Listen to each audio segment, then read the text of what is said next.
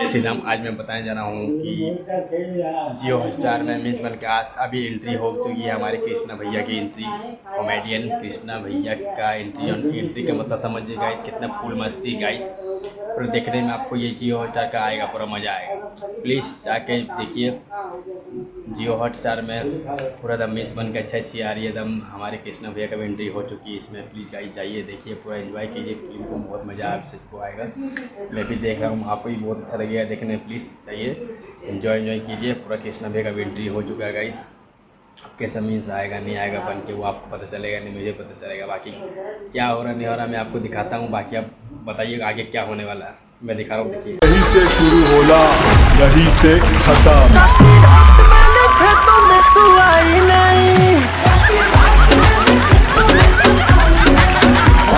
Guys देखिए एकदम comedian Krishna भैया का हिल गए ना आप। बड़ा मज़ा आता है कृष्णा भैया कॉमेडियन देखने में।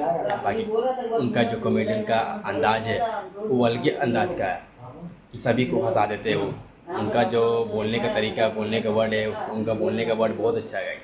कि लगता है कि हाँ कि कृष्णा भैया कुछ बोल रहे हैं, तो महाना के दम। बाकी आगे आगे कौन से अभी कलाकार आने वाले हैं उसमें जियो हॉटस्टार बवाल में।